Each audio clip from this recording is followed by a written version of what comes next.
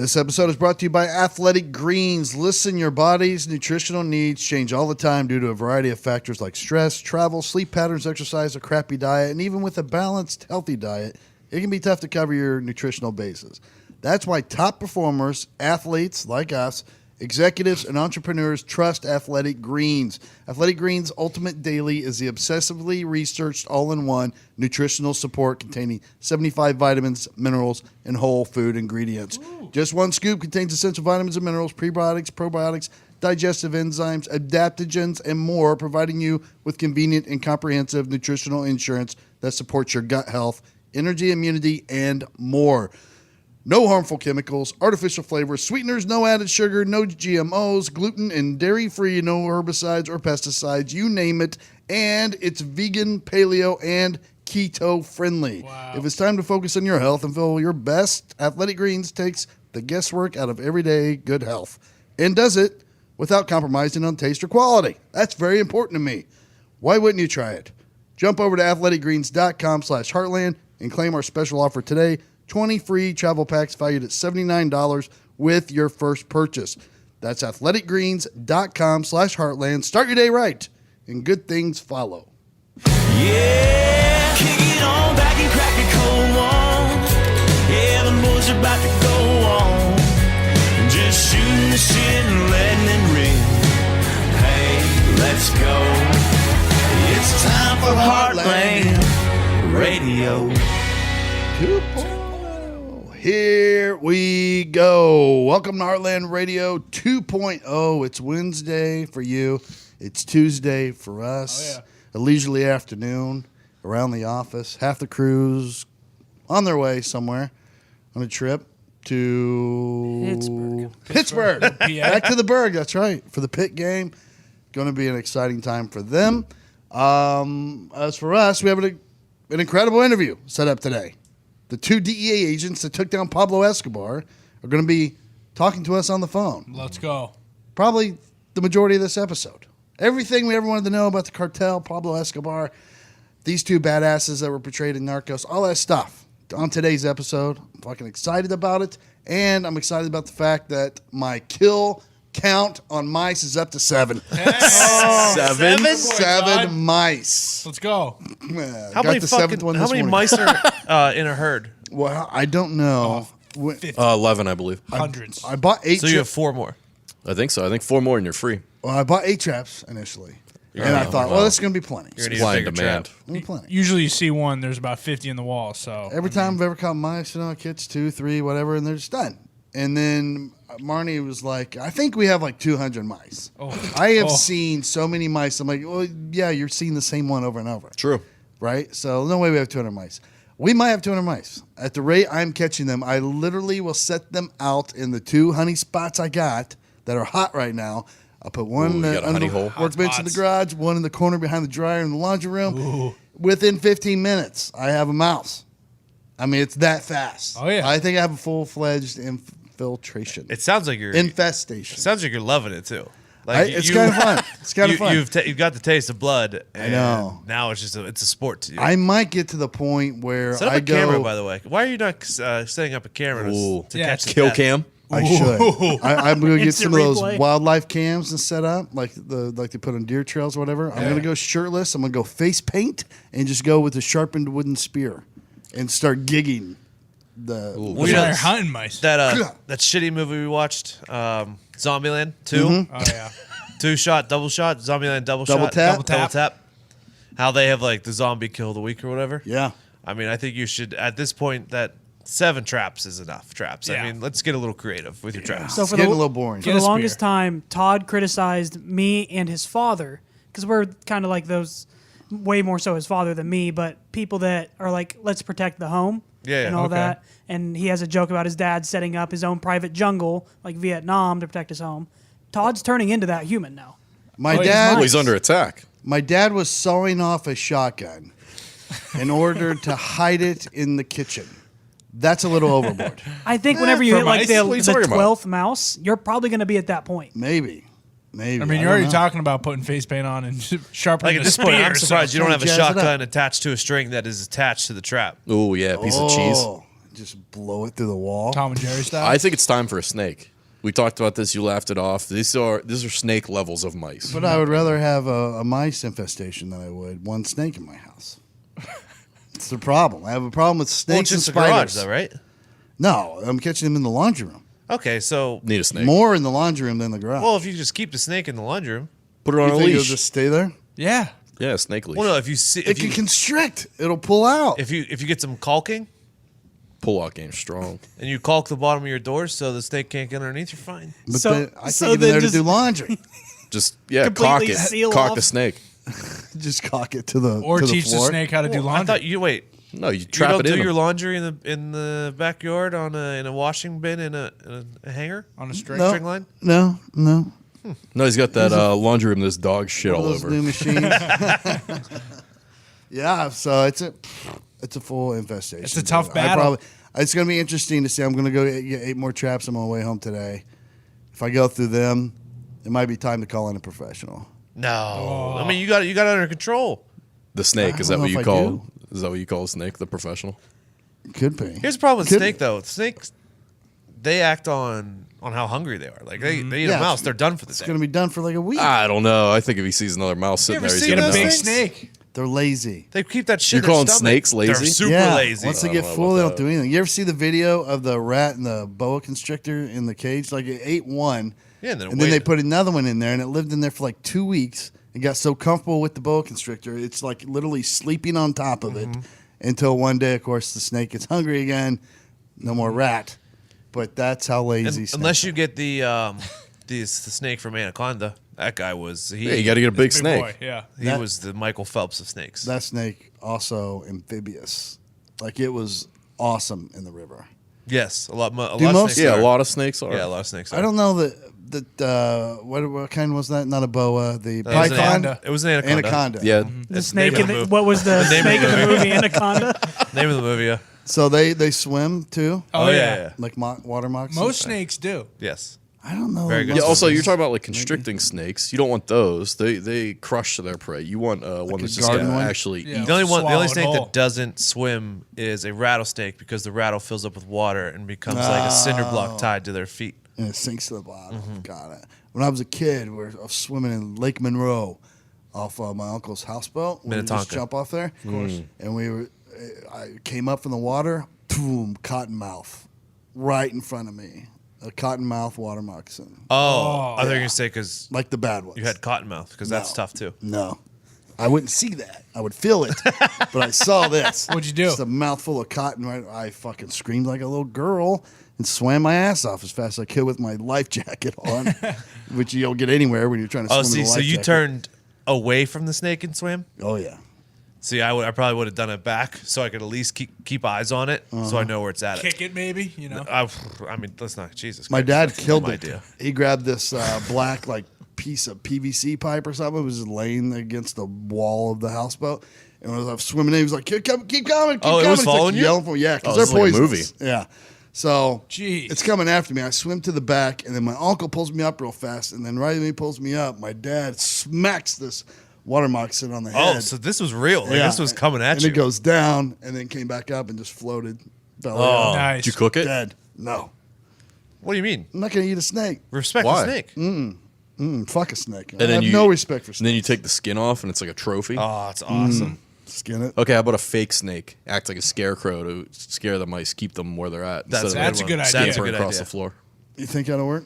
Like a warning snake. At yeah. the very least, you Set would have it up. scared Marnie with it, and that'll be hilarious. I would think all the mouse blood would scare them off. Like, there's literally a pool of mouse blood in that corner at this point. I'm surprised they haven't switched it up. Maybe gone in a different room or something. They're not the smartest of animals, I don't think. Yeah. Mice are pretty smart. They're tricky. It's smarter than you. I mean, what are we? It's relative. I'm just saying the mice that we had in the pub. Exactly. They're They were outsmarting you, legit. but I was wondering you and Zito. Oh, I mean, I and think Fox. you're And mistaking Fox. them being very fast for being smart. Just because they move quickly. What if you set up? What if you went to Walmart or something, and you actually got the game Mousetrap? great game. Set that out. It could work. I've thought about making my own booby trap. The cage at the end is very finicky, and sometimes will fall down on its own Gust of wind. because the guy who jumps in the little pool of water It gets a little antsy sometimes, but still fucking good. So all this spawned from like your dog food kind of being all over the garage. We think, right? I'm assuming they're just like, hey, this place got lots of food laying around on the floor. So why don't you just sacrifice that tub of dog food, put it in the middle of the laundry room, and have all of them trapped in there? Ooh, poison the Have dog like food. 30 of them in there. Or you should poison the dog Like food. the Japanese. That's bait. That's not a bad idea. What do you mean the Jeff? If I somehow Just World like War II, leave it they in there for poison like the 3 water. days, Yikes. but put it low enough to where they can't crawl out. Yeah, because I don't know. I don't know how they got in there before. Build them a ramp in. I but think not out. They must have been jumping off that little workbench that sets Yeah. behind Is there a it hole and just in jumping down in there. I never Kamikazes. thought about how they got in there. Build them a ramp in, and then they can't get out because it's too deep, because we're gonna fall. Like you did with those ducks. like you did with the ducks. So when you try to and kill all the the ducks. neighborhood birds I was drowning in my deep ass duck pond. I think the ramp. I like this idea best. I might try it. I tried doing that with water and put dog food in the floating bowl of water. Yeah. Drown them. Yeah, you're big into Ooh, drowning. Yeah. what if you They didn't constructed bite on it. your own pit of death? It was like a big Nails? plastic bin, with nails in the bottom. We had all various types of meat and cheeses down there. They that'd would be jump awesome. in. And then That's what I'm idiots talking about. Todd would impale McComb's pit of themselves. death. Well, Now we're talking. I think Todd would get drunk one night and go in there for some sausage and fuck up his hand. That's fine. That's Maybe worse. just cheese. Yeah. I don't know. I like cheese. I mean, that's what we're saying. Like, like I get it. I mean, I love it. But if you come in next show with that type of story, I mean, If you come in with like a keychain full of mouse skulls, that would be awesome. Check it out, boys. I like think a witch doctor. yeah. This is what I'll do. I'll get a little bucket, put some dog food in there, build a little ramp. No, a big bucket. Yeah. Yeah, like a 5-gallon one. Yeah, there you nails go. in the They bottom. can't get out. More wide than it is tall. Yeah. I got some metal, those beer buckets too. Okay. That might work if I just put enough on the bottom. Then I think- can be able to think get out of A there. mouse could probably jump out of a beer bucket. Oh, they can jump high. Forgot about that. They almost jumped out of that big Walmart storage container. Yeah. It does have to be Do you have really any tough. acid at your house? That I might have work, bleach. too. What have you been doing with the bodies? Well, I set a bleach trap in there, and then it's just like all I have is a bunch of white mice now. They're just bleached white. What have you been doing with the bodies? It's like the El Chapo method. He I- just puts them on like chopsticks throughout the house. Oh, yeah. That's So you just take Tell you your just pick up the friends. whole trap because they're still in it, and you just drop it into a little plastic like Walmart bag, wrap it up, throw it in the trash, out in the garage. See, I think you need Seven to put one bodies out. in there. You need So to not put even one a out in the proper burial. backyard. Send a message. Keep coming. See what's going to should. happen. I should just put it on just cut off the little heads and put them on stakes. Yeah, I'm telling you. Put them around the whole perimeter of the house. Carry them around on your belt. Let them jangle around when you walk around. Yeah, you need to instill some fear into these mice Yeah, because I right now they own you. I mean, Right now, they just think like their friends are just leaving town. yeah, they're eating your food. You know, What do they're you think staying in they- your Todd house. Town's like spring break for these mice. They come in, they're banging everywhere. You guys been to Todd's house yet? No. What do you think they think about the other mice that don't come back? Are these some of the stories, tragic stories these kids tell? Their dad went to go get a pack of cigarettes and never came back. This is the equivalent of that. I think Nobody maybe ever thinks about that. They might even just forget about him. What if your dad got murdered? Maybe he meant to go get the pack of cigarettes, My and he guess was is- on his way back to be an awesome dad the rest of your life, and he got abducted and murdered. My guess is there's some really artistic mouse inside of your wall or whatever who's like making a horror film about this, about the mice that leave and never come back. Yeah, sending them one by one. Yeah, I bet you're right. Maybe it's like the Truman Show for mice at your house. I bet it is. It's probably one guy mouse who's telling the other guy mouses that hey, there's like a buffet over there. You go through this little dryer vent, other side of the wall. There's a little buffet. These idiots just leave food out on this little wooden plate. It's awesome. And then he's gonna get it down where it's just him and a harem of female mice that are left down in my crawl space. I don't know. I'm digging it though. I'm getting bored with the kill. Yeah, At yeah. first I was against the killing, but there's so many I can't keep track of. You Well, have then you to. got a taste for it. Yeah, now I've got the taste of blood. You got the bug. You have a Now I nail want to gun? get more creative. You have a nail gun? I do have a Brad nailer. He's gonna go all John Wick. And just, It doesn't really shoot out far. I have to get close, but that makes it even harder. Just BB sit gun? still. No BB gun. I have real guns. I think that's too much. I know. Probably Yeah, cops would probably get called. You know what I Yeah. need is a mace, like the knights used with the Yeah. handle and the chain and the spiked ball. Take one of Zito's swords. That might get the job done too. Be a good one. You should build a maze. and at the end, it's a trap. They do love mazes. See how many I could collect. Like a maze wall runner. Some of those hamster cages with the mazes inside and the little tunnels and stuff. Yeah, tubes. I wonder if those are like one way in, no way out situations. Because if I could build, You could the thing orchestrate up, it to be that way. Yeah, you could. so they get in there. It's like a Build-A-Bear. Yeah. And then I just have like 40 of them trapped in this little aquarium. Oh, then you start selling them to people who own have snakes. There you go. You can rank them too. Yeah. Have a leaderboard There's probably a Facebook market page for mice. for for selling mice. Oh, yeah. That's people with snakes, probably. I think it's more like a back page thing. Yeah. That's other snake stuff. You have to get your underground mice salesman now. I think we got a business plan here. We have an endless supply of free mice. It's 100% profit outside the cost of building our trapping mechanism. But that's also part of the fun. I mean, let's be real here. I think we'll do it.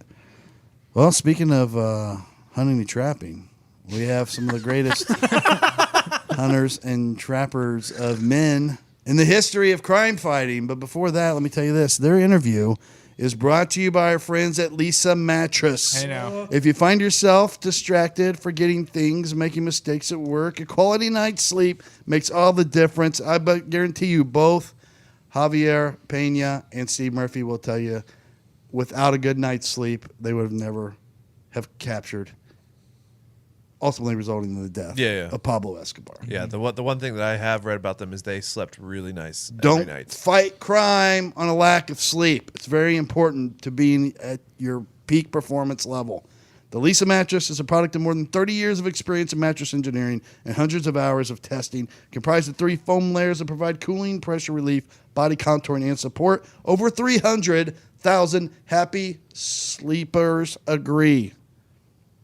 Lisa sleepers, like us, 300,000 of them, all agree that this is the best mattress you could ever hope to sleep on. Oh, yeah. For sure. Find the right mattress for you at leesa.com/Heartland and get the rest you need tonight. Get up to $200 off any mattress if you use the URL leesa.com/Heartland and then enter the promo code Heartland at checkout. That's Lisa, once again, leesa.com/Heartland, promo code Heartland. Let's get into it. Joining us on the phone are true American heroes. Yes. Oh, yeah. 2 badasses, both retired from the DEA, and they were portrayed in the very popular TV series on Netflix called Narcos. I don't know if you've ever heard of it. Very popular show. Very popular show. These were the real life DEA agents who took down Pablo Escobar. I'll introduce them one at a time. Ladies and gentlemen, please welcome Steve Murphy and Javier Pena. Yeah. Hey. Hey, thank you, guys. Thanks for having us.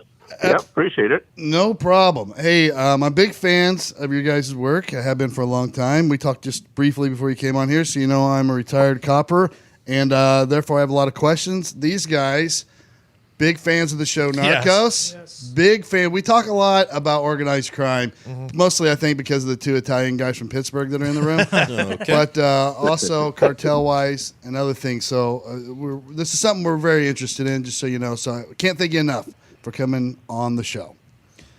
Our pleasure. Honestly, it is. To get started, I want to know what each of you were doing with the DEA, like each one of you. What were you assigned to? What was your day-to-day before being tasked with this assignment?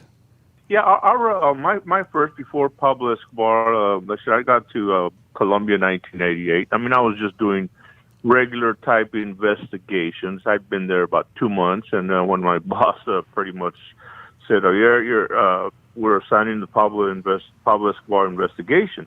You know what? And I had heard of Escobar, but I really wasn't, into it. So I got in cold, and let's just started going up to Medellin, visit we had a special task force, and started just learning who Pablo Escobar was. I still remember the family, the friends, the associates, just learning, just doing it 24 hours, which helped me in the long run. So basically, just doing regular type investigations until I got assigned the case. Okay, awesome. What about you, Steve? I was we were both local cops before we became federal agents, and I spent 3 years in Miami in the late 1980s. Wow. And I got to tell you quick, Todd. Yeah, before I joined the you got baptized by fire and cocaine. I mean, you were in the heat of it.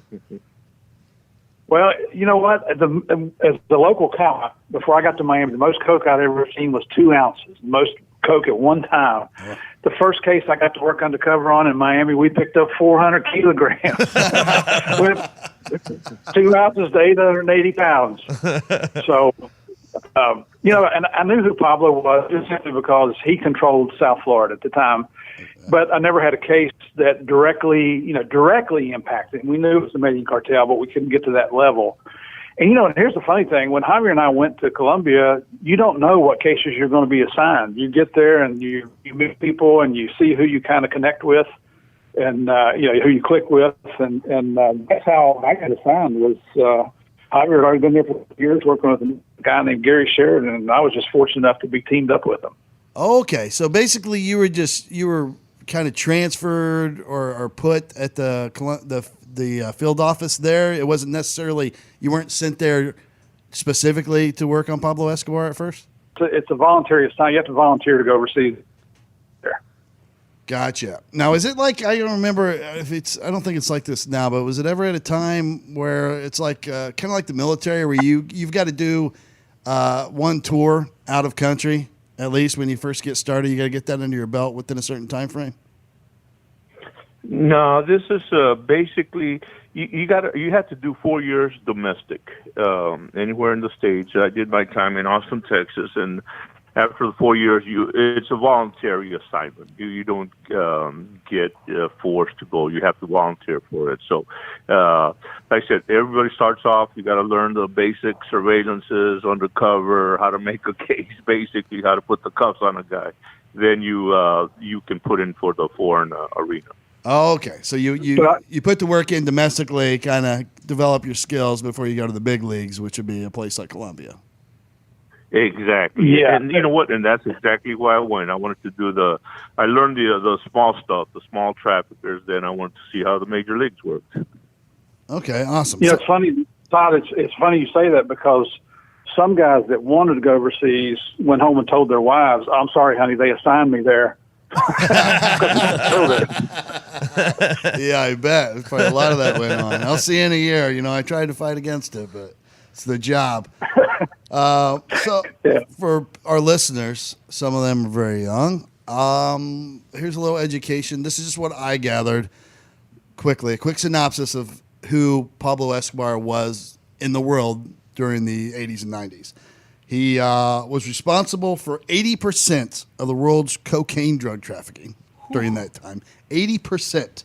Forbes actually released an article in the 90s that announced that he was worth $30 billion, which I guess his son immediately said, that's way too low. Don't insult us. He's worth way more than that. He smuggled 15 tons of cocaine a day. He trafficked 15 tons of cocaine a day during his peak. And I don't know if this is true. Maybe you can tell me if this is true. He spent $2,500 a month buying rubber bands to wrap his cash.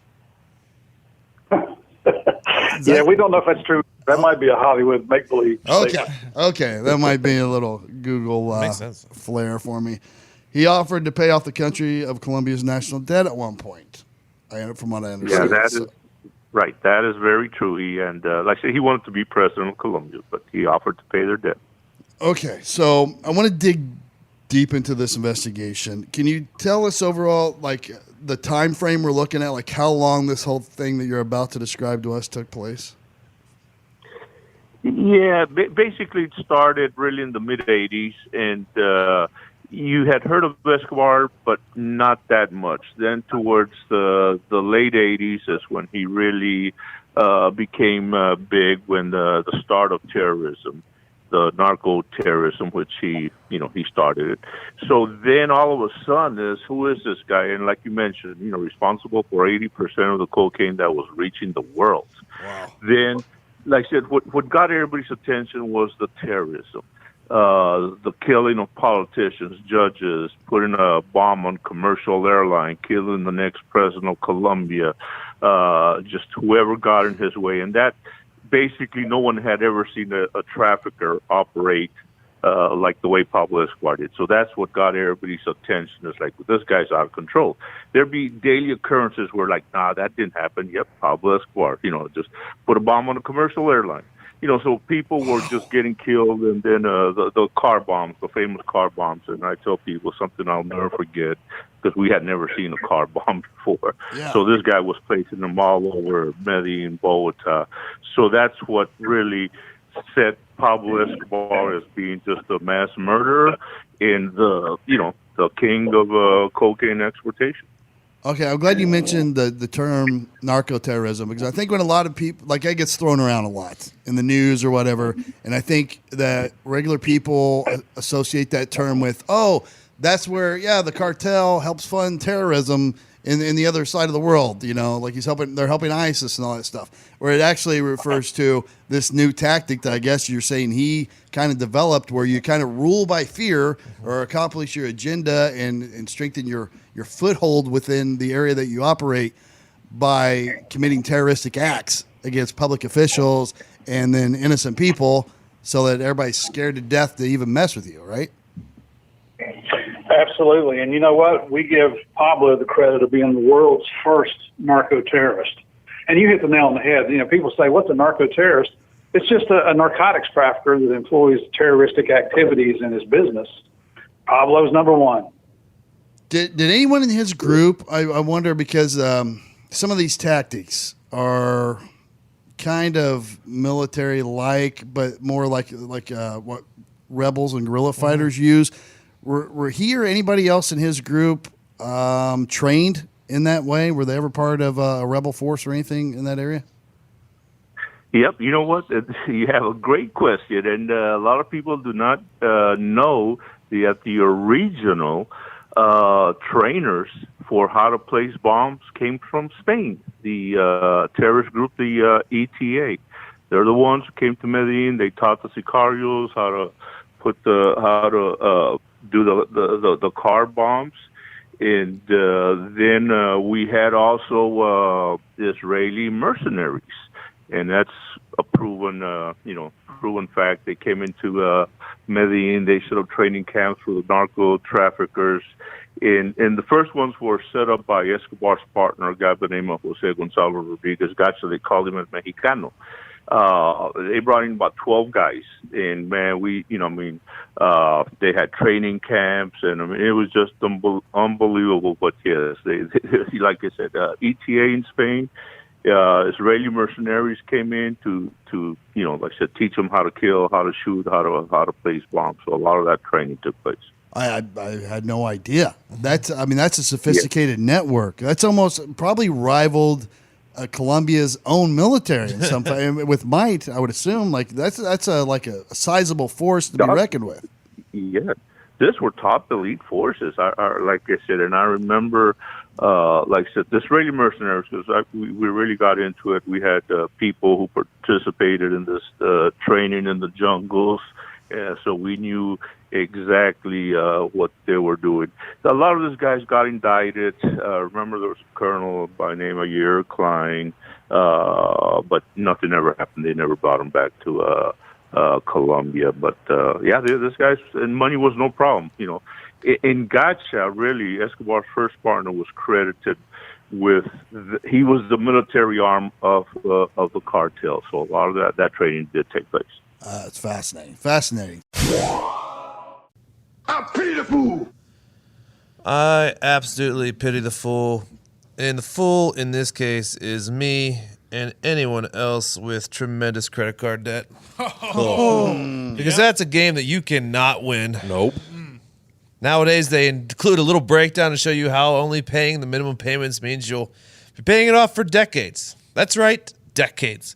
With Lending Club, you can consolidate your debt or pay off credit cards with one fixed monthly payment. Nice. Since 2007, Lending Club has helped millions of people regain control of their finances with affordable, fixed-rate, personal loans. No trips to a bank, no high-interest credit cards. Love it. Just go to lendingclub.com, tell them about yourself and how much you want to borrow, pick terms that are right for you, and if you're approved, your loan is automatically deposited into your bank account in as little as a few days. Nailed it.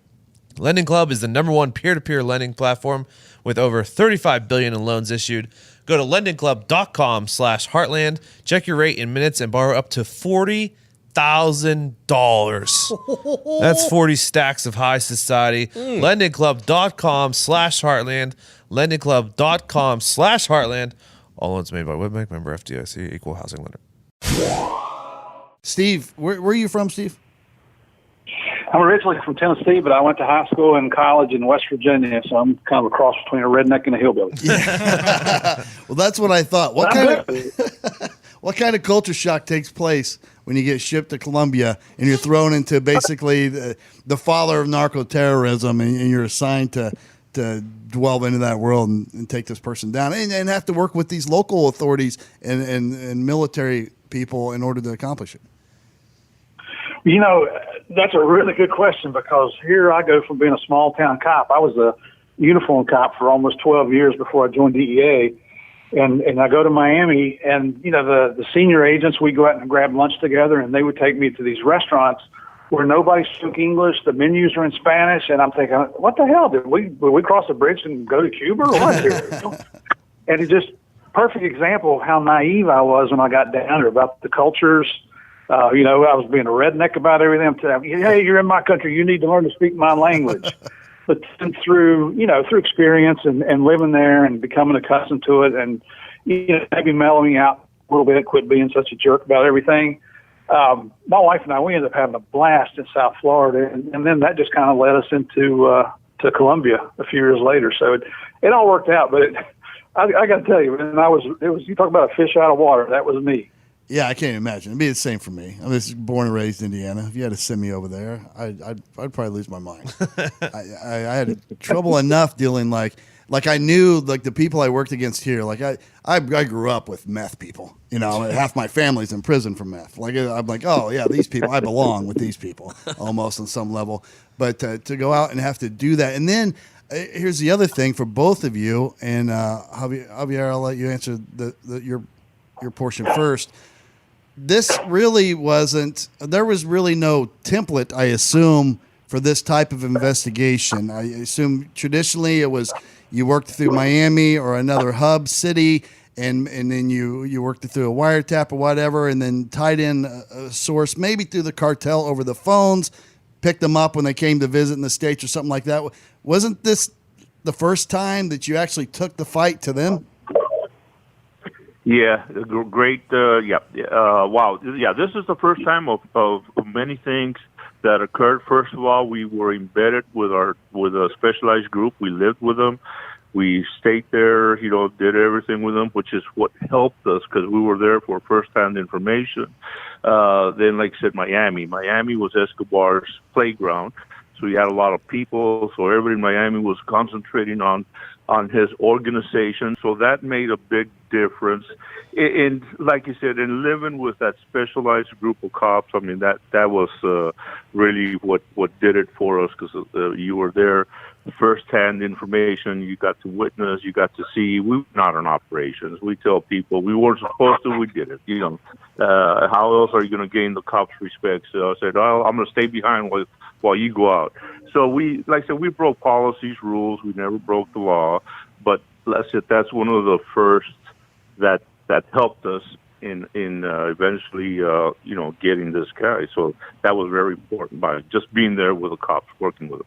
Okay. Well, speaking of having to bend the rules and be somewhat flexible in order to get your job done, I know you never broke any laws or whatever, but I want people to understand, like, you guys were fighting a real monster who obviously had no rules, who really operated with impunity in this part of the world where corruption exists within law enforcement, within the military. So what's the mindset going into that? And tell me how horrific this guy really was. I mean, the brutality represented in the TV series, Netflix, and everything that you read about him is one thing, but you guys were actually there to see what was going on. So tell us a little bit about what you were seeing on that end of things. Well, for me, Todd, getting down there after we'd been there for a while, the mindset at various times was, what the hell am I doing here? Yeah. You're the only, Javier might be back in, either he'd be in Medellin with me or he'd be in Bogota, and you're the only two DEA guys in the world out like that. And it was exciting. I mean, it's, there's nothing heroic about what we did. It's just, we did our job just like you did, just like every other cop in the world does. Wait, Steve, I'm going to stop you. There were times. I'm going to stop you for a second. There is a difference. Okay. I know my job had its problems and it was dangerous at times or whatever, but please understand, you guys deserve a little extra credit there to be the only two representatives of our country as law enforcement officials in Colombia and in the 80s and 90s with all that was going on there and fighting the world's worst monster of the time. I mean, you deserve a little credit, a little pat on the back for yourselves for that. And I assume you witnessed like these murders that happened in public just to make examples, like the car bombings you were talking about, all these things that were going on. He put bounties on the local police officers, right? And was having them knocked off one by one? Yeah, I mean, it was $100 a head for the killing of any police officer, which, it's obviously it's pathetic, but, thousands of police officers died at the bounties. My biggest fear, or what I remember being the worst, were just the car bombs, because you never knew where he was placing them. I mean, he was putting them right outside our police base where we lived. When you take off on convoys, I had a couple of my buddies killed by Escobar, but it was just then all of a sudden it's the innocent people. What do they have to do with this? Nothing, right? But that was, and I think you mentioned it earlier, was he wanted people scared of him, and basically that's what we attribute the first time he won, when he surrendered, that people were just scared of him. And you know what, but then if you look at the other side of the coin also, it's like, there were times there when I would just say, you know what, let's just let the guy surrender, let's all go home, people will live. You get tired, you get scared, you get, sometimes you lose that, that vigor, but again, we would always come back. Yeah, I assume. Yeah. Steve, did Pablo Escobar know who you two were?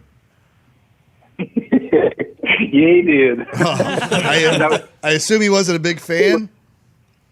No, he wasn't. He, we were listening to his conversations, and we heard him make reference to the two gringos. We heard him mention the names Payton, Murphy, and, we joke around with people. This isn't like that TV show Cheers where you want to go in the bar and everybody knows your name. This is the guy you don't want to know your name, right? But as pathetic as what, Javier just told you about $100 price tag on a police officer, he put price tags on our heads as well, and it was $300,000 each. Wow. So I don't know what that would equate to in today's terms. But at the same token, I just want to clarify that, probably the biggest threat I faced from that $300,000 bounty is that my wife would kill me in my sleep because I was worth more dead than I was alive. I would assume. I would. Yeah. Well, my first two wives, each one of them would have jumped on that for sure. Were there any actual attempts made on your lives? Well, I'm talking about your first.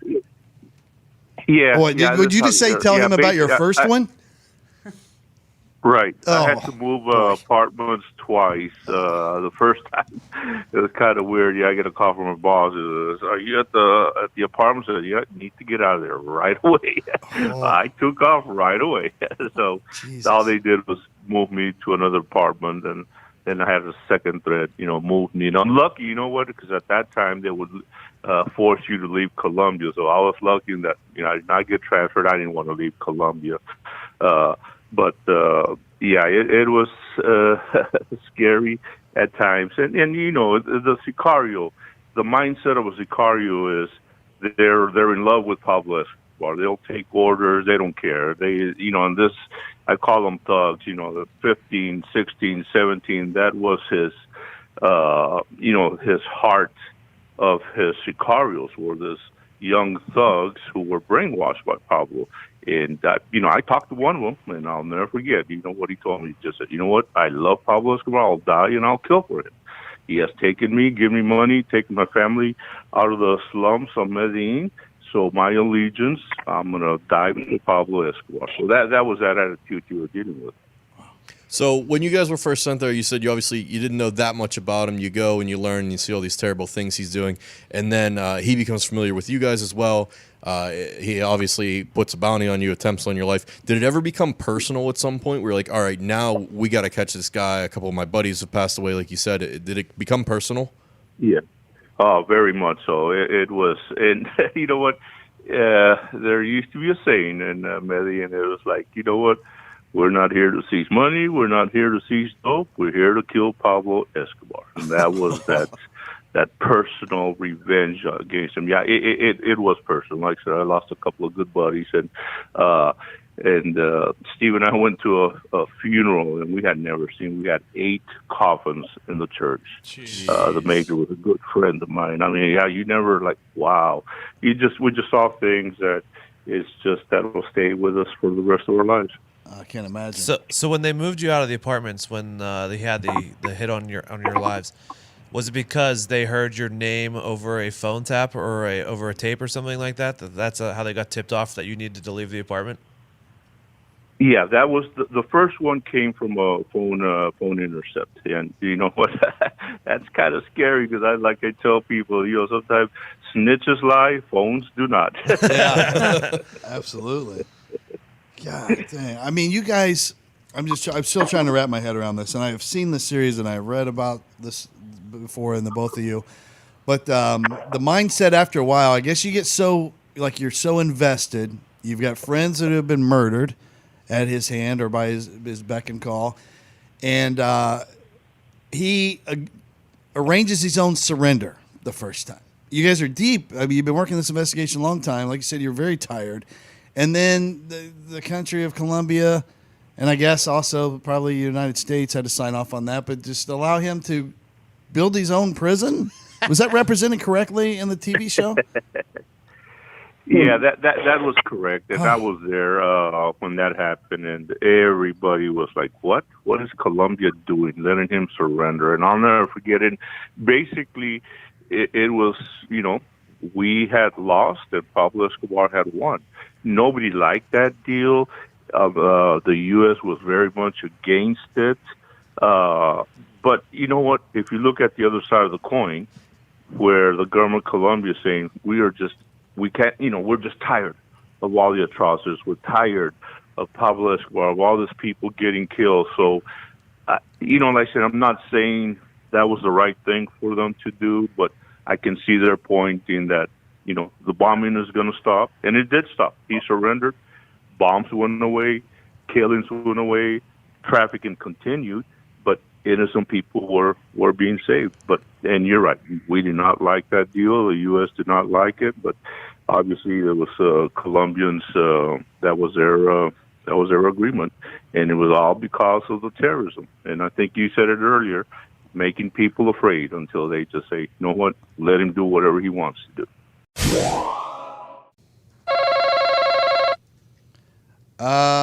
Yeah, I got an answer for you. I don't know how to do this ad read right here. It's supposed to be an ad read, but they're not really selling anything. What do you mean? Well, you know how Zito was having to jump start his car every day we go to work. Yeah. And then jump start it in order to get home, and he had to Right. embarrassingly. They got the video of him pushing his car through the drive-thru. Yeah, he basically had the paddles that you put on your chest. Yeah. For his car that he had to do. Defibrillator. Defibrillator every single day. every single day. The fine people at Advanced Auto Parts. And now it's 20 degrees out. Yes. Saw this. They went to get a new battery. They found out what was going on. Somebody there saw the video. And because of that, they're like, listen, we love Zito. Mm-hmm. Let us do something. And they worked it out with Pat. And basically, here's the deal. Like, if you go to Advanced Auto Parts right now, it's starting to get cold out. They're trying to take care of everybody. you get a free test on your battery. Wow. All you gotta do is go there. All you got to do is go there. Free you know test. what? Say hi. Say that we sent you, just so they know, whatever. But you're going to get the free battery test either way. Because here's the deal about your battery. It has a lifespan, just like a human. It only lasts so long. And you can't tell by looking at it how much life is left in that battery. Doesn't have wrinkles. No. It's not. It's like a tree. Good point. You can't count the rings. No. So take it in there. They got a way to test it and tell you if you got 20% left, 40% left. If it's fine, you don't need to do anything. But do so before you hit the middle of winter, a snowstorm, and you're left stranded and you freeze half to death. Don't want that to happen. For real. They don't want it to happen either. Nice people, Advanced Auto Parts. Good people. Trying to take care of people in their community. And we're just passing on. It's not even really an ad read. No, You know it's what? just We're just making more you of a aware. PSA. Yep. Yeah, get a new Yeah, one. it They'll is. It's a pop it public- in there for you. Some people know that as a public service announcement. Boom. Oh, For- yeah, and if for you need free. a battery, they'll just pop it in. You don't have to buy the battery, but they'll put it in for you. Yeah, which is nice. Not everybody knows how to put in a battery. You don't even have to be like, "Hey, Dad, how do I put it into my battery?" And then he'll probably like call Make you fun of you. some words Yeah. and be like, "How are you, a 31-year-old I man? can't and believe you don't learned know nothing how to from do me." that," and all of that stuff. So you don't even have to have that embarrassing call. Avoid that. They'll just do it for you. Go there. And then you could call your dad in line and be like, "Hey, Dad, I changed my battery today." He doesn't know. He don't He know don't what know. you did. No. Just show up with the brand new battery that don't have dirt on it yet and say, "Look what I did." Make your dad proud of you. Steve, how long was he ultimately in his luxurious prison that he built for himself? Well, talking about his surrender, I got to Colombia is when Pablo surrendered. So what I like to tell people is he heard Murphy was in town, he might as well just give it up. But and so this was, we have our book out. This may be in the book. I can't remember to be honest with you, but real quick, let me mention the book because I need people to hear this a couple of times. But it's called Manhunters: How We Took Down Pablo Escobar. I know it's available on Amazon, Google Books, Audible, and everywhere you can download books, or any store, Barnes & Noble, all of them, where you can buy a book physically. Obviously, this is a must-read Yes. for people. I mean, you can already tell. We're hooked already. And I didn't mean to interrupt you, but I should have said that at the beginning. We'll get to it a couple more times because, I mean, I just can't. When I first became a cop, people were like, veterans that were on, they were like, you know what, you need to start a little journal because your career is going to only be worth the amount of stories you have to tell after you're done. Yep. You're not going to get rich. You're not going to be able to retire wealthy, but you're going to have a bunch of cool stories if you work the kind of career that you should. And you guys trump them all. I mean, this case is incredible. So you're there, and you're kind of like make peace with the fact that he's not getting what he deserves, but at least the killings have stopped and the terroristic acts that his cartel was committing have stopped. And then it comes to a point where I guess he's back in business, right? Right. he was. So he surrenders there. And, what I was going to mention is that when that first week I was in the embassy and just had met Javier, and when Pablo surrendered, right, the world's biggest cocaine dealer just surrendered. But what I saw was disappointment. Javier and his partner Gary were dejected about everything. The cops weren't happy. And then that's when I really started to learn about what had gone on and found out about this ridiculous deal and him being allowed to build this. So when he gets in there, Javier told you the murders did stop, the bombings. Well, the murders didn't stop, but the bombings stopped at least. So innocent people were not being targeted like before. But, and think about it, this guy, the deal, he only has to do 5 years in a custom-built prison, which we've proven to the world was not a prison, was a country club. He gets to keep everything. He comes out, he's a free man. He's absolved of every other crime he ever committed in his life, including thousands of murders. There were no stipulations to take any of the assets. He gets to keep the $30 billion. Jesus Christ. We all know his ego got the best of him. He liked that power, that control over people. And, before 4 years was up, that's when he brought the Moncada and Galliano brothers in because he was pissed off at them about some money that was found. Ends up murdering them in the prison, and then that's what led to the United States on the government of Colombia to, hey, you got to get this guy out of that joke of a prison and put him in a real prison. Of course, we all know that's what led to the escape. So he was really only in prison for 1 year. Oh, wow. And then he's on the lam, but was it really the lam? I mean, he was so powerful. at the time? Was he still living pretty comfortably? Right. Yeah, the second time was when Steve and I moved into the Medellin and worked with the cops full time. The first time, it was like I'd go there for a day or 2 days and then I'd leave because it was that dangerous, Yeah. The second time is really what did it, where we lived with our group. We had a specialized group of guys there, and we stayed there with them, day in, day out, which is what really helped us. But I'll be honest, when he escaped, everybody was happy. Wow, it was a great feeling. And it was like, hey, we can't, we got to get him this time. So it was just a renewed, everybody was excited. And it was just one of those where we have another shot, basically. Now, did he become worse? Was he even more violent this time? Or because he was kind of having to stay hidden, was it a little better than the first round? Great question, man. Well, great. You've done some good research. Yeah. At the beginning, man, we should have had him. We had him located many times. He was running. He was trying to get established again, but he like you said, and I think by us really putting that full court press on him, where going after everybody in the U.S., it was making a difference. And then also, we talk about it and we mention it in the book. The other factor, and you can't deny it, is part of history, but it's a group called Los Pepes. That came into being also, which had a very negative effect on Escobar. It was basically traffickers that worked for, like Steve mentioned, Moncada and Gallano, two of his top aides. When Escobar got mad at them, he killed them. So their traffickers who worked for Moncada and Gallano all got together and decided to go after Escobar dirty. They were trying to kill him, his family, anybody associated with Pablo Escobar, which also made a difference. So now he wasn't just running from you guys and having to hide from you guys. He was having to basically keep from getting murdered by this other group. Mm-hmm. Right, exactly. So when this is the meat of, I assume, what most of the book is about, is the second phase of the investigation. Was there these people that you worked with, the special group that was formed, that you guys, the task force or whatever that you worked with? There was like I don't mean to offend the people of Colombia from that time. I mean, obviously there was corruption and things going on, but also there were these countless number of officers that weren't making enough money that you would even scoff at the fact that that they didn't take a bribe, like that you probably should have. You didn't make enough money, but yet they fought every day. Some of them lost their lives, and they stayed committed to ridding the world of Pablo Escobar. How does that happen? Is that just like, was there a faction of Colombia that just were like, hey, we don't like cocaine, we don't like what these traffickers are doing to our country? Are they just from that mold, or what's going on there? It is. And you know what? This was kind of eye-opening for me when I got to Colombia.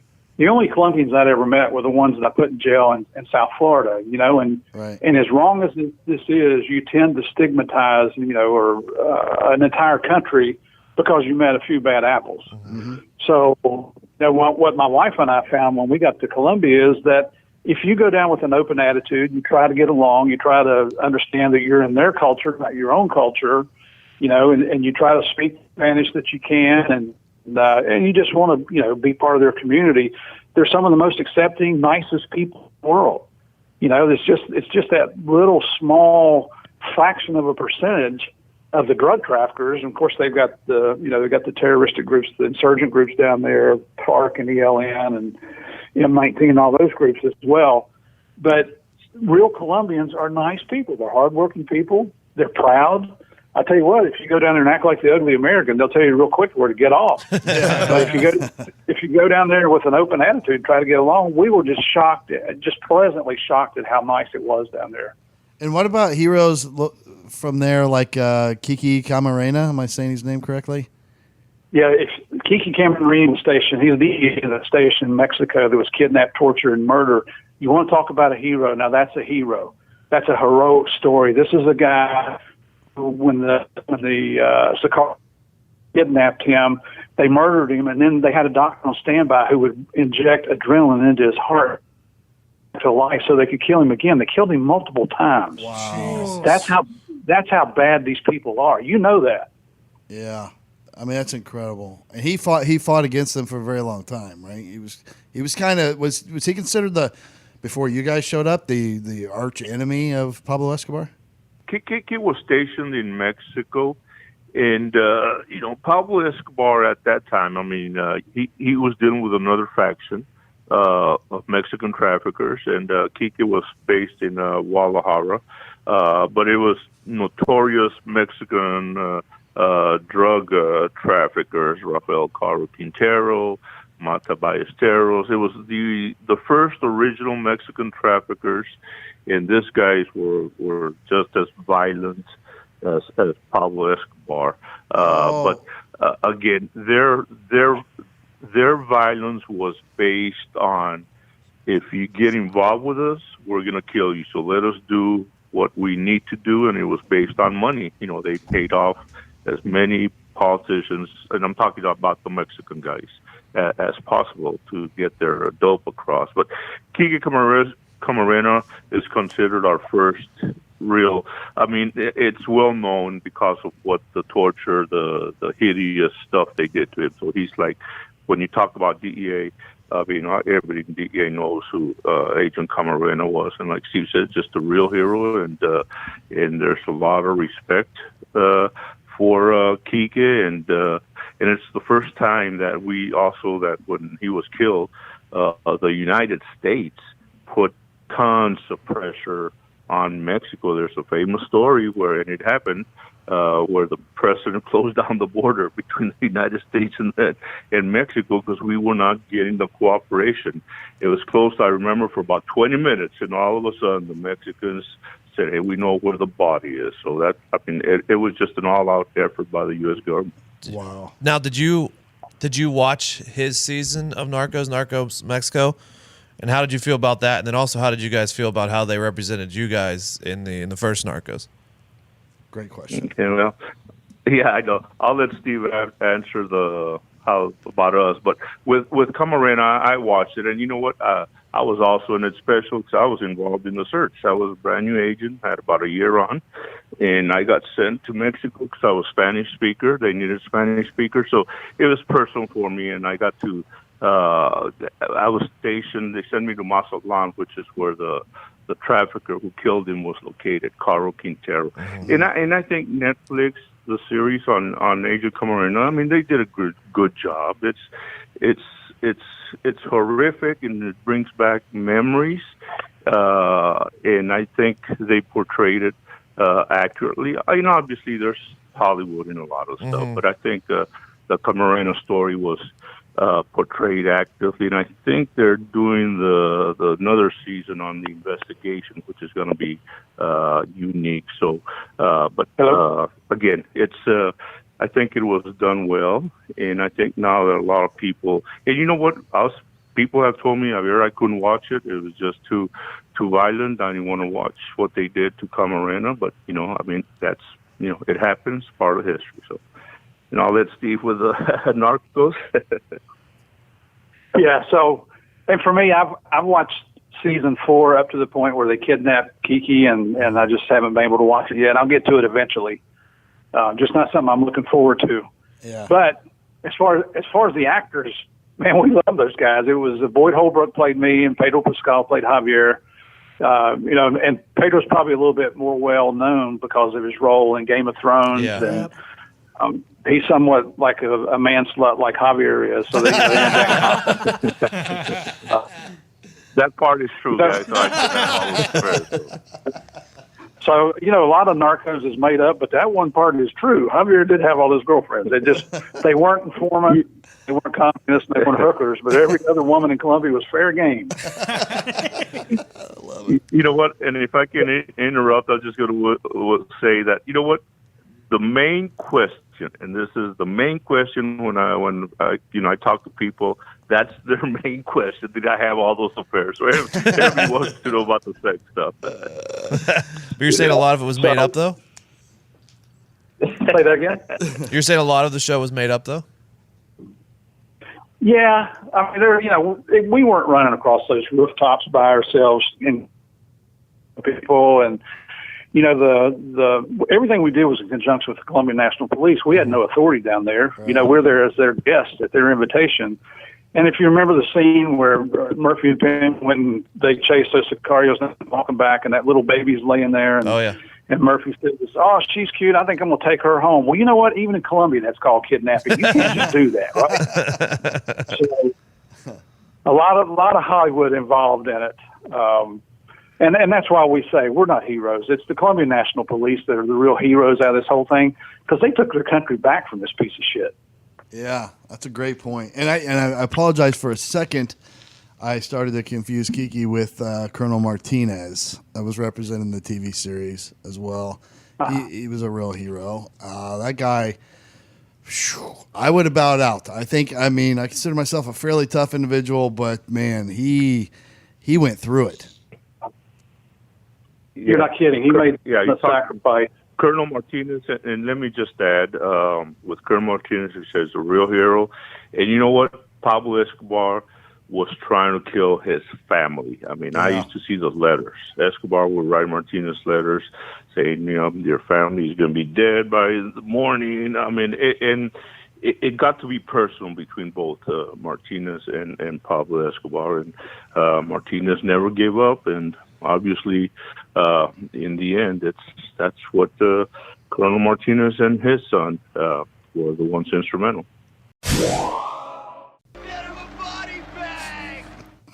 I got something better you can put on your body. You're going to look way better in it, and that's Untuck It shirts. Love it. Because the holidays are almost here, and you know what that means? What's gifts. That? Oh, who doesn't love a good gift? And what better gift to give the guy in your life than a stylish shirt that fits just right? Unlike most brands, Untuck It shirts are actually designed to be worn untucked. Yep. Untuck It shirts always fall at just the right length, no matter the size, so you look casual and sharp. Ooh, 2019. Ever seen an untucked button down? They look awful. Might as well be a parachute. Yeah. Seriously. It's all frumpy and flowing and baggy. What are you doing? It's not even contoured to your body. Look like a jellyfish. Well, you know why? Because they're not meant to be worn that way. But thankfully, there's Untuck It, the original button-down shirt that is actually designed to be worn untucked. It's the perfect length. With more than 50-plus fit combinations, Untuck It shirts look great on tall, short, slim, and athletic guys of all ages. I love them because I am tall. I am athletic looking. I am muscular, slim, and they fit me, and they look great. You can find your favorite Untuck It style online or check out one of their 80 brick and mortar stores. Choose from styles like the wrinkle-free button-down super soft flannels, great for this time of year, outerwear, and more. With Untuck It, your shirts will never look baggy, bulgy, too long, or too big again. Plus, their website's very easy to use. They even have a whole page devoted to helping you find your fit. So whether you're shopping for the perfect holiday gift or just trying to craft a smart, relaxed style of your own, Untuck It is the way to go. Visit untuckit.com and use code USA for 20% off at checkout. That's UNTUCKIT.com, promo code USA for 20% off. Did you guys, so like you just said about Pablo, that he was a piece of shit. Were you guys upset that, because it's kind of seemed like the show kind of glorified Pablo? Oh, it's a great point. Well, when we first met, when Eric Newman, now he's the executive producer, he's the creator of Narcos, it was all his idea, super guy. I mean, we love the guy to death. When he first called us about doing a story, we told him no on the phone. Oh, really? And he said, he was kind of, he was astounded that we said no without knowing everything. And he said, listen, if I come to Washington, will you just have dinner with me and let me explain to you what the idea is? And, I want to bring a couple writers. He said, give us 2 or 3 hours one evening. And if you say it's no, it's no. And you know how we are as cops. I'm thinking, well, if these guys fly all the way over here and take me to dinner, it's going to be a really good dinner and it's going to be free. So I said, sure. Right? So I tell you, and Javier and I talking on the phone about it, and we did our research on these guys, and they're well educated, they're successful. Eric Newman's father is Randy Newman, who wrote a lot of the songs for some of the older movies in Hollywood. And, just it turned out their personalities clicked with ours, and that's how we got involved with them. So it was kind of amazing how it all came about, because originally we were just going to stay on the job for a few more years and just go from there and see what happened. I really thought I was going to be one of the court security officers down there at the federal building telling young whippersnappers to put your gun in the safe over there. You can't take it in the courthouse. You guys all do that. You all become the court security guys, living the good life over there. Yeah, you're wearing right. your little red blazer. Yeah. Yep. That's it. So when this comes to an end, kind of, when he's on the lam, you guys keep you have these near misses, but you keep the pressure on him. The other element that's competing for a place in the market, it's trying to take him out. When it finally comes down to an end, will you guys kind of just walk us through that all the way up to the point that his demise happens on that rooftop? Because for one thing, in the show, they show that he was hiding out with his father for a while, and he was out in the middle of the country. So is any of that true? What was happening there at the last little bit before it came to an end? Well, yeah, and I'll go first, and I'll let Steve, because he was there. I was not. And basically, in the show, they got me. I think I'm being disciplined. In real life, the ambassador called me up. I was in Medellin, says, Javier, you need to go to Miami because there's an informant who knows where Pablo Escobar is. And, ambassadors are like presidents of countries, Yeah. And I said, Mr. Ambassador, all due respect, sir, we have him located. We're real close. And he got upset. He said, basically, you go to Miami, or if not, I'm kicking you out of the country. So I got on a plane to Miami to go interview this informant who only wanted to talk to me. And, the irony of all this is the informant's on the phone. And I see him. He puts the phone down and says, Javier, they just killed Pablo Escobar. So I get on a flight. That I know. He found out before you did. Oh, my God. Yeah, exactly. I would have been I would have punched that ambassador right in the face. Steve was there, so I'll let Steve go through. Yeah. Oh, God. Yeah, so that day, and just before I tell you the story, my one big regret about this whole thing is that Javier wasn't there that day, because he was there 3 years before I ever got there. Right. Somebody deserved to be there on that final day. It was him. But, it's just sometimes the way things work out. I don't believe in coincidence, but it's just the way things worked out. Sure. But anyway, that day, you got up that morning. It's just going to be another normal day there and getting ready for operations and so forth. And I went over and was talking to the other Americans that were there at the base with us. And it's constant. Now, we had the Army's Delta Force and we had the Navy's SEAL Team 6 guys with us there for 18 months.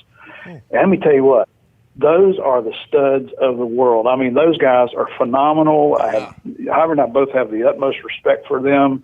And we tell the world, if I'm ever kidnapped, that's who I want to come and save me, because they're that good. They're just phenomenal. No doubt. But, there's theories out there that they killed Pablo, and it's not true. And the reason I know that is because I was standing in the room talking to them that day when all this started going down. And, there's a quad area, and I was standing in the doorway talking to the guys, and I saw the colonel's executive staff kind of running over towards his office, and that obviously that's an indication something's going on. So I told the military guys, I'm going to go find out what's happening here. Well, our relationship with Colonel Martinez was good enough that we could walk in, and, he waited for me to come on in the office and listen to what was going on. And that's when the operation was going down to kill Pablo.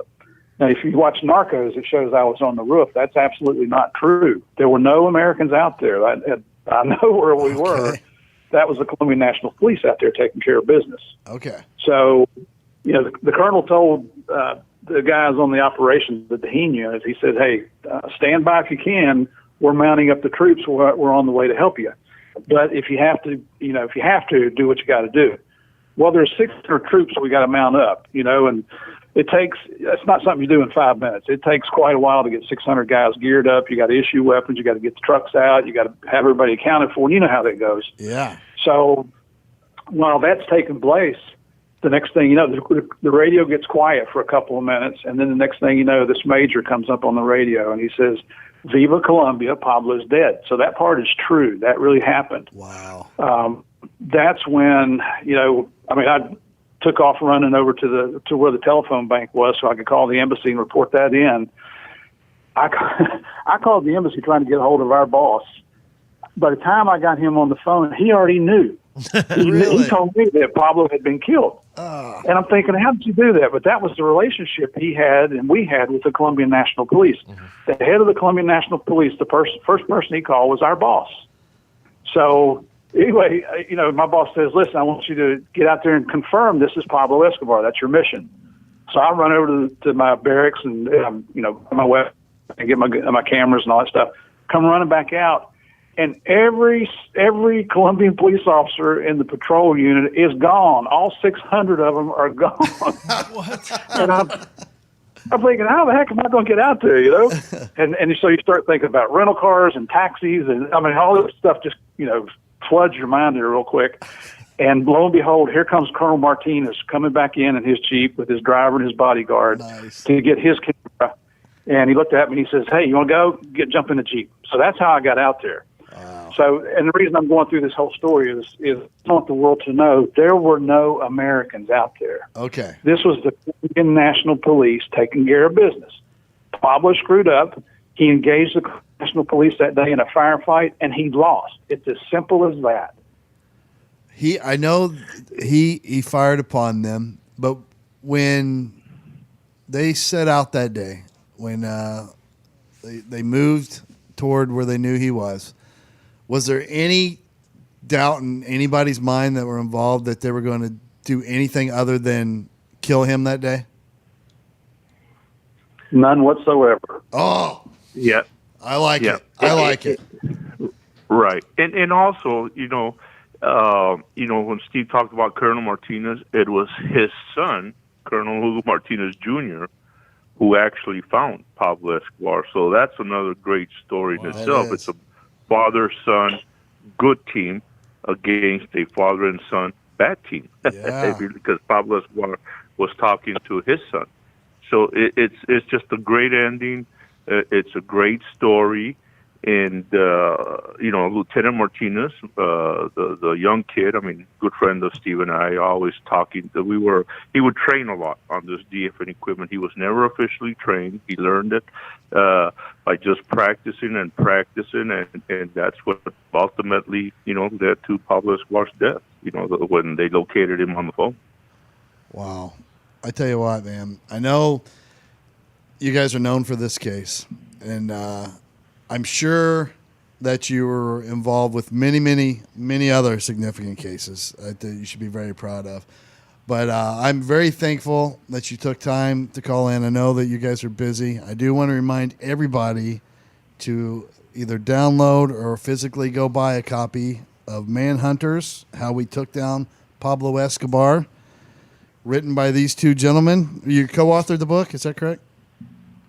We did. Okay. And if I can just mention here real quickly, if you go on our website, www.deanarcos.com, you can actually order the book off of our website now. And the benefit of that is we'll even personalize it for you if you'd like. Nice. Oh, wow. Okay. Say that one more time. The website address. www.deanarcos.com. Click on the book, the icon of the book on the screen. It'll take you to the order screen, and we're more than happy to autograph and personalize the book for you. Wow, that's a hell of a deal right there. Get your own autographed copy of Manhunters, How We Took Down Pablo Escobar, by the two guys that did it. Mm-hmm. You guys are incredible. You had incredible careers, and I'm happy that they sent you. It sounds like you did it right, and I consider you like you're two pioneers. I figure what little part I had in the drug game and wiretaps and whatever, we always consider you guys pioneers in that field as far as dismantling drug trafficking organizations. So on behalf of myself and everybody else here and everybody that listens, we thank you for your service, and we're so glad that you lived to be able to share your story. Wow. Thank you for saying that. God bless you. We really appreciate it. Absolutely. If ever you come through Indianapolis, get a hold of us. We'll all right. We will. We'll buy the beers and we'll hang out and we'll have a good time. So make sure you do that. I'll send my contact info through our booker to your publicist. So if you ever I like that. Okay. Awesome. Hey you, guys, okay. let's put it together. Right. Two true American you. badasses. All right. Thank you. Man, that was really cool. Incredible. Yeah. That was really fucking cool. Those guys are lived it. Legends. He's just taking off. I don't know how old they were at the time. Probably your guys' age, probably when they went down there. Maybe just a little bit older. Yeah. Yeah, Let's right take around. off to Colombia, fight the cartel. First American to ever do it.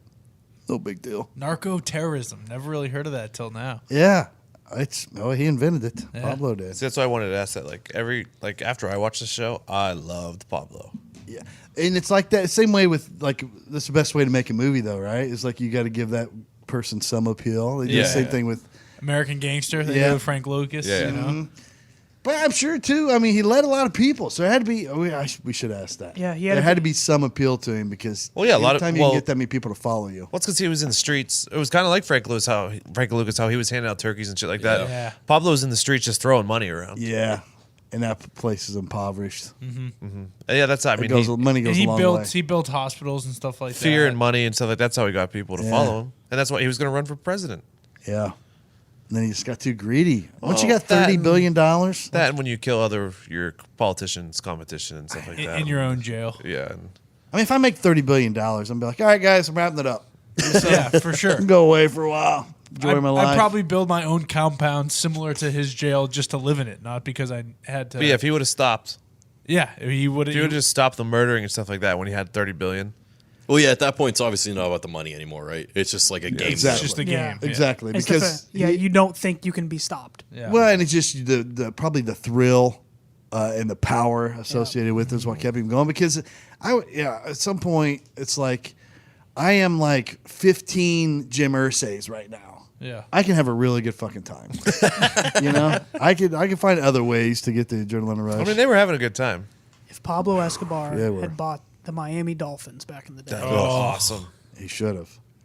He could have probably at some point just said, "Listen, guys, I'll stop selling cocaine and stop murdering people and just go away if you just drop everything." And they probably would have signed off on it. See, I don't think they would have definitely signed off. Yeah, I don't think he would have. Yeah, I don't think he at that could've point stopped. you become so power hungry Yeah. and he's crazy. But that was a great interview, man. you can't deal Unreal. with competition coming in and trying to do what you do. Yeah. Everybody, make sure you check out their website www.deanarcos.com.